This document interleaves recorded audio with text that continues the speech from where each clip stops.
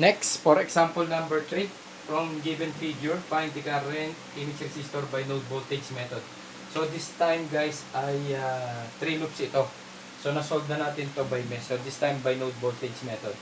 So sa node voltage method, magpapangalan ng node letters A, B, C, and D. And then pipili ng zero potential node. So usually sa baba yan, that is zero potential node. And then current direction, negative to positive. So ISO 2 yan. And then negative to positive. ISO 5 yan. Unahin mo yung mga nasa baterya para makita mo yung negative to positive. That is ISO 6. So kung ito yung malaking source, 200 volts, pupunta yan sa kaliwa. That is ISO 3. Okay? Tapos bababa dito. So that is ISO 4. Okay? So kumpleto na dito, no? Paano naman dito? So ito malaking source, yan, pupunta dito yan. Ganyan. That is ISO 1. Okay? Kumpleto na yung mga current direction natin. So next, KCL at node A. Ano pumasok sa node A? ISO 1, ISO 2, ISO 3. Pumasok lahat. Okay? ISO 1 plus ISO 2 plus ISO 3 equals 0. No. ISO 1, ISO 2, ISO 5. Ang ISO 3 malayo. Ito lang yung node natin. Ano? ISO 1 pumasok. ISO 2 pumasok sa node A. And then ISO 5 pumasok. Ano ang current? Voltage over resistance. Ano ang voltage? Tail minus head ng ISO 1. BC minus head. BA. May voltage ba dinaanan? Wala. Okay. Over. Ano ang resistance? 10. That is for ISO 1. Plus ISO 2. Tail minus head. ISO 2 nasaan? Ito. Ano tail? BB. Minus. Ano ang head? BA. May voltage dinaanan? Meron. Plus 100. Lumabas. Positive. Over. Ano ang resistance? 20. Plus I5. Ito, tail, BD, minus head, BA. May voltage plus 100 over resistance is 50. That is equal to 0. Guys, i-post ko at saka ko i-solve. Continue. So guys, correction, no? For I2, ang I2 ay ito. Tail, BB, minus BA. Dumaan sa voltage na 50. Kanina naisulat ko 100. So, plus 50. Over resistance is 20. Okay. So, ngayon, explain ko na lang. BC over 10 minus BA over 10 plus BB over 20 minus BA over 20 plus 50 over 20 is 2.5 minus BA over 50 plus 100 over 50 is 2 is equal to 0. So, 2.5 plus 2 is 4.5. And then, ang BA lahat negative. Pag tinranspose ko, magiging positive. Pinactor out ko na yung BA, 1 over 10, 1 over 20, and then 1 over 50. Itong BB positive pag transpose ko, negative, 1 over 20 for BB, and for BC, that is 1 over 10, also negative pag tinranspose. So 4.5 equals, pag kinatyo ko to, 0.17 BA, minus 1 over 20, 0.05 BB, minus 1 over 10 is 0.10 BC. That is our equation 1. Ilan na i-expect natin equation dito? So, we have 4 nodes, A, B, C, and D, minus 1. So, we have 3 equations. Kayang-kaya yun dahil sa calculus. Next is KCL at node B. Hindi ka magki-KCL kung saan mo pinili siya na zero potential node or ground. So, at node B, ano pumasok? I3. Ano lumabas? I2. And then, minus I4 is equal to 0. I-double check nyo kasi pag dyan nagkamali ka, ibig sabihin lahat dyan mali na. Kaya sa KCL pa lang, check mo na. Plus I3 minus I2 minus I4, that is equal to 0. Ito lang naman ang mahalaga yung makagawa ng equation. Ano I3? Tail ng current BC minus BB over 30, walang voltage. Minus I2 BB minus BA, tail ng current minus head. So, plus 50 over 20. Mapapansin mo guys, yung I2 mo, parehas yan, oh. Kaya hindi ka maliligaw dyan. ito, indication lang yan kung papasok o lalabas sa node.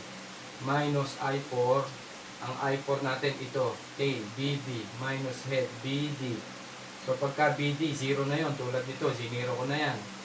And then, tail minus head, okay, may voltage ba? Wala, over 40.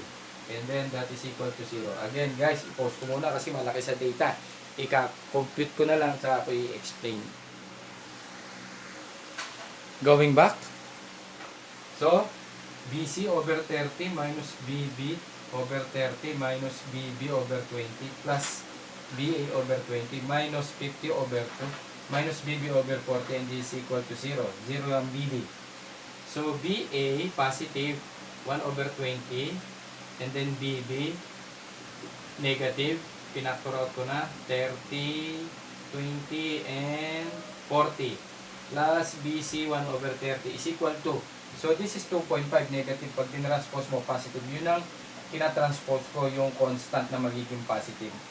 So, pagka sinimplify natin, 0.05 BA and then minus 0.10833 hanggat marami, mas maganda, 5 or 6 significant digit plus 0.033 BC is equal to 2.5. That is equation 2. So, isang equation na lang. So, KCL at node C. So, at node C, ano ang KCL natin dyan? Ano pumasok? I6. Lumabas na parehas ang I sub 1 at saka I sub 3. That is equal to 0. So, ulitin natin. So, I6 pumasok, lumabas I sub 3 at saka I sub 1. So, ano I sub 6? That is tail, BD, minus head, BC, plus 200 over ano ang current? 60 minus I sub 1, tail, BC, minus BA over 10 minus I3, tail, BC, minus head, BB over 30. That is equal to 0. So, ang I sub 1, okay, ang I sub 3, okay, no? And then, ito bago, check BD minus BC plus 200 over 60. So, again, gawan ko muna ng equation. Going back. So, for node C, our third equation, BD is equal to 0.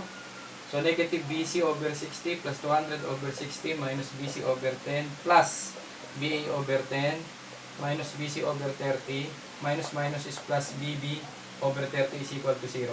So, 200 over 60 is 3.333 equals, for BA over 10 becomes negative, transpose to the right. Same with BB over 30, magiging negative, and then magiging positive lahat ng BC, factor out, and then 1 over 60 plus 1 over 30 plus 1 over 10. And then 3.333 equals negative 0.10 BA minus 0.0333 BB, mas mahaba, mas maganda, mas accurate, plus 0.15 BC, equation 3. So ngayon, tandaan nyo yung mga equation 1, 2, and 3 na yan kasi diyan tayo kukuha ng mga values. Okay, post ko ulit. Going back. So pag sinulat natin yung mga equation 1, iniwan ko dito, equation 2, okay, and then equation 3. Guys, ang constant ko nasa kaliwa, baka malito kayo ha. For coefficient of BA, BB, BC, and then for equations, kahit magkabali-baliktad yan na position, okay lang. Huwag lang dito sa positioning ng BA, BB, BC. Ang constant mo nandito, pero ganun din yun, ano? Baka malito kayo sa calculus. Pag sinolve yan, ito magiging value ng BA, BB, and BC. So, solving for, let's say, I sub 1, no? Ang I sub 1 is BC minus BA over 10. Ano ang BC? 105.67, and then minus BA ay 105.76 over 10 equals. Okay, mamaya na sagot. Kakatyo ko na lang. Ang I sub 2 natin ay BB minus BA plus 50 over 20. So, equals BB 58.25 minus 105.76 plus 50 over 20. Mamaya na answer ha. And then solving for I sub 3. Ang I sub 3 equals BC minus BB over 30. I sub 3 equals BC 105.67 minus BB 58.7025 over 30 equals for I sub 3. I sub 4 equals, ang I sub 4 ay BB minus BA. So, BB minus BA plus 50 over 20. 58.25 minus 105.76 plus 50 over 20. Okay? I sub 5.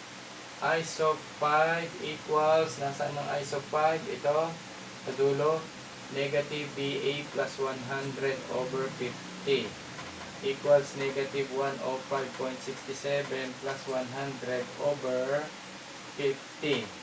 And then for I sub 6. I sub 6, nasaan? Ito, negative BC plus 200 over 60 equals negative 105.67, and then may plus 200 over 60. O ngayon, ikakalkyo ko ha, ipopost ko muna ulit. Continue. So, sinolve natin ang I sub 1, okay, is negative. So, sabi, babalik na rin yung direction. So, ang I sub 1, instead na to the left, dapat to the right. So, 0.0089 yata yung sagot natin doon sa mesh current method. Okay na yan, acceptable na yan. Malapit na yan. I sub 2, okay, 0.1245. Positive, ibig sabihin tama yun to the left. I sub 2. So, for I sub 1, I sub 2. I sub 3. Ito, I sub 3. 1.584 positive, ibig sabihin tama ang pakaliwa. I sub 3. And then I sub 4. Ang I sub 4, ito ang sagot, 0.1245 pababa, tama, positive, ano? Okay. And then I sub 5 negative, ibig sabihin mali. Ang I sub 5 ay malian to the left, so ano tama? To the right ang I sub 5. And then for I sub 6, 1.572 ampere.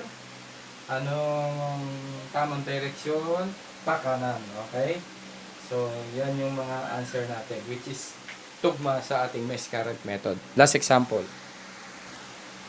Our last example. So, guys, sinulat ko na yung equation para hindi malaki sa data, hindi mahaba sa video. So, from our figure, find current by node voltage method. So dito mag-a-assume ka muna ng current, ano? But before that, pangalanan mo yung node mo, A, B, C, and D. Pinili ko yung D as zero potential volts. Usually nasa ilalim. So unahin niyo yung battery, negative to positive. Okay? Ngayon, pagka ganyan ng current, paikot na yan. Okay? O. Kaya ganun ang current direction. Paikot. Okay? Now for node A, pumasok ang I2, I4, lumabas ang I1. Lumabas ang I1, pumasok ang I2, I4. For I sub 1, no? That is tail minus head, BA minus BC plus 100 over 10. Okay? Now for I2, tail, BB minus BA over 20. And then, for I sub 4, tail, BC minus BA over 40 is equal to 0. So, alam nyo na yan. Sinimplify ko na lang yan, ha? So, for equation 1. Now, ang mahalaga lang naman dito, makagawa ka ng equation.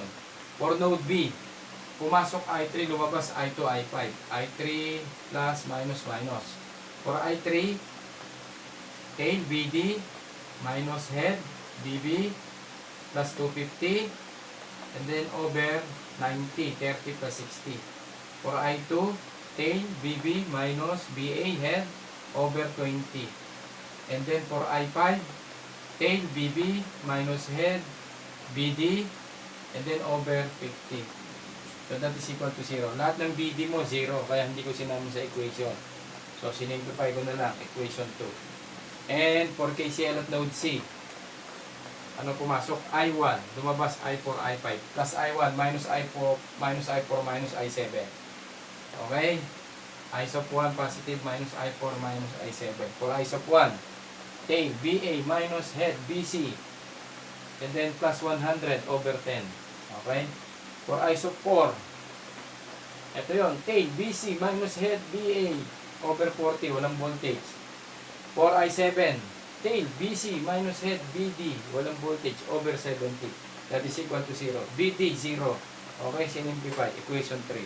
So, pause muna ulit. Susulat ko lang equation 1, 2, and 3, and then solve for BA, BB, and BC, tsaka natin solve ang current. At last, for equation 1, 2, and 3, positioning of BA, BB, BC, and then constant. So, numerical coefficient. Pag wala, 0. Solving for BA, BB, BC using calcu. And then solving for I sub 1, BA minus BC plus 100 over 10. Substitute the value. BA minus BC plus 100 over 10 is 3.041. I sub 1 is positive, meaning tama ang to the left. And then box. I sub 2. I sub 2. BB minus BA over 20. Kahit saan mo tingnan yan. BB minus BC BA over 20. 1.302.